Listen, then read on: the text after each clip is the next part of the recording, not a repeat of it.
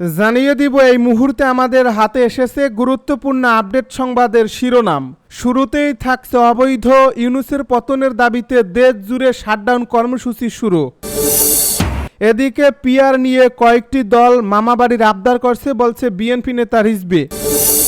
আরও জানাবো কিছু রাজনৈতিক মহল নির্বাচন বানচালের চেষ্টা করছে বলে মন্তব্য মির্জা ফখরুলের। এদিকে আগারগাঁও মোড়ে শিক্ষার্থীদের ব্লকেট, যান চলাচল বন্ধ। সব শেষে জানিয়ে দিব তারেক রহমান যেন প্রধানমন্ত্রী হতে না পারেন সেজন্য ষড়যন্ত্র করছে জামাত। এতক্ষণ শুনছিলেন হাতে থাকা আপডেট সংবাদের শিরোনাম, এবারে বিস্তারিত। তবে তার আগে অনুরোধ রইল ভিডিওটিতে একটি লাইক এবং কমেন্ট করে জানিয়ে দিন ভিডিওটি কোথা থেকে দেখছেন বা কোন জেলা থেকে দেখছেন। অবৈধ ইউনূসের পতনের দাবিতে দেশ জুড়ে শাটডাউন কর্মসূচি শুরু। অন্তর্বর্তী সরকারের প্রধান উপদেষ্টা ডক্টর মোহাম্মদ ইউনূসকে অবৈধ আখ্যা দিয়ে তার পতনের দাবিতে দেশ জুড়ে বিভিন্ন এলাকায় শুরু হয়েছে সর্বাত্মক শাটডাউন কর্মসূচি। সকাল থেকেই এলাকা জুড়ে দোকানপাট, ব্যবসা প্রতিষ্ঠান এবং যানবাহন চলাচল বন্ধ হয়ে যায়। এতে পুরো জনজীবনে অচল অবস্থা নেমে এসেছে। প্রত্যক্ষদর্শীরা জানান, ভোর থেকেই দেশের বিভিন্ন শহরের প্রধান প্রধান সড়কে বিক্ষুব্ধ জনতা ব্যারিকেড দেয়। হাতে প্ল্যাকার্ড, ব্যানার আর স্লোগানে তারা সরকারের বিরুদ্ধে ক্ষোভ প্রকাশ করে। স্লোগানে বারবার উচ্চারিত হয়, অবৈধ ইউনূসের পতন চাই, গণতন্ত্র চাই। আন্দোলনের নেতারা অভিযোগ করেন, ইউনূস ক্ষমতায় বসে জনগণের প্রত্যাশা পূরণে ব্যর্থ হয়েছেন এবং সেনা সমর্থিত সিদ্ধান্তের মাধ্যমে প্রশাসন চালাচ্ছেন। এক ছাত্রনেতা বলেন, তিনি জনগণের ভোটে নির্বাচিত নন, তাই তার প্রতিটি পদক্ষেপ অবৈধ। পিআর নিয়ে কয়েকটি দল মামাবাড়ির আবদার করছে বলছে বিএনপি নেতা রিজভী।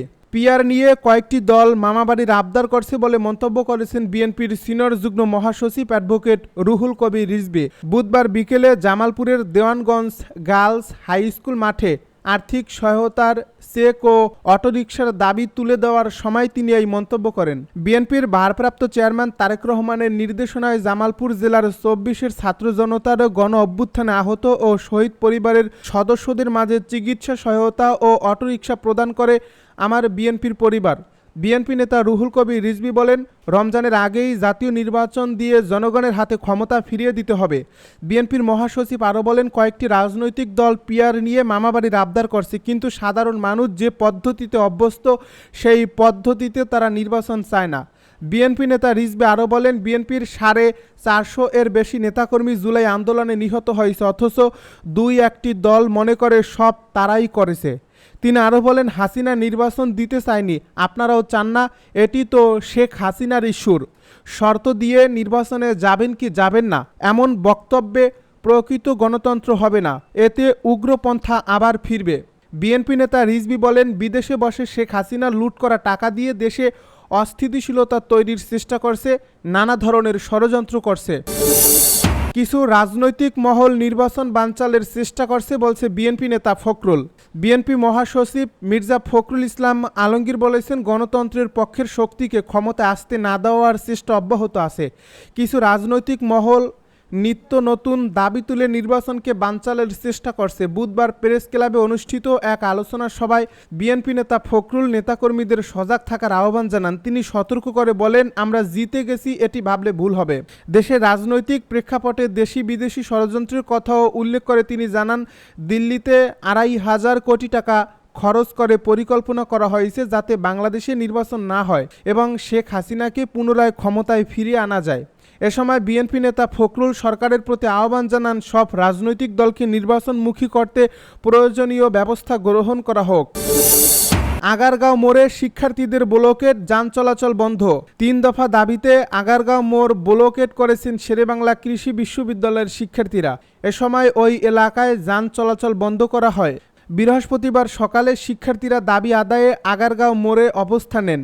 শেরেবাংলা কৃষি বিশ্ববিদ্যালয়ের শিক্ষার্থীদের দাবিগুলো হলো, কৃষি সম্প্রসারণ অধিদপ্তর, বাংলাদেশ কৃষি উন্নয়ন কর্পোরেশন ও অন্যান্য গবেষণা প্রতিষ্ঠানে 10ম গ্রেড শুধু কৃষিবিদদের জন্য উন্মুক্ত রাখা, বিডিএসির কোটা বাতিল করে নিয়োগ পরীক্ষার উত্তীর্ণ না হলে 9ম গ্রেডে পদোন্নতির সুযোগ না দেওয়া এবং কৃষি বা কৃষি সংশ্লিষ্ট বিষয়ে স্নাতক ডিগ্রি না থাকলে কৃষিবিধি পদবি ব্যবহারে নিষেধাজ্ঞা আরোপে সরকারি প্রজ্ঞাপন জারি করা। তারেক রহমান যেন প্রধানমন্ত্রী হতে না পারেন সেজন্য ষড়যন্ত্র করছে জামাত। বিএনপির ভাইস চেয়ারম্যান বরকতুল্লাহ বুলু বলেছেন, আগামীতে তারেক রহমান যাতে প্রধানমন্ত্রী নির্বাচিত হতে না পারেন সেজন্য ষড়যন্ত্র শুরু করেছে জামায়াতে ইসলামী। দলটি নির্বাচন বানচালের চেষ্টা করছে। স্বাধীনতা বিরোধী এই রাজনৈতিক দল পিআর পদ্ধতির অজুহাতে নির্বাচন নিয়ে ষড়যন্ত্র করছে। তাদের এই চেষ্টা বাস্তবায়ন হবে না। দেশের মানুষ এখন নির্বাচনমুখী হয়ে গেছে। বুধবার সন্ধ্যায় কুমিল্লার 14 গ্রাম এইচজে মডেল সরকারি পাইলট উচ্চ বিদ্যালয় মাঠে উপজেলা ও পৌর বিএনপির দ্বিবার্ষিক সম্মেলনে প্রধান অতিথির বক্তব্যে তিনি এসব কথা বলেন। বিএনপি নেতা বুলু বলেন, পিআর টিআর বুঝি না।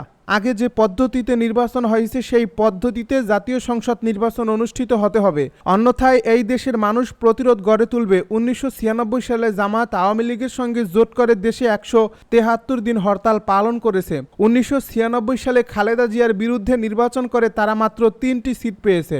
1947 সালে জামাত পাকিস্তানের পক্ষে ভোট দেয়নি, তারা তখন অবিভক্ত ভারতের পক্ষে ভোট দিয়েছে। জামাত কখনো দেশের পক্ষে থাকে না, তারা সবসময় দেশের বিপক্ষে কাজ করে।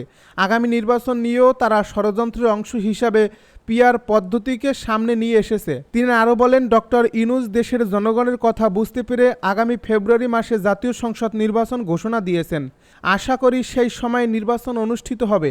একটি নির্বাচিত সরকারই দেশের শৃঙ্খলা ফিরিয়ে আনতে পারে।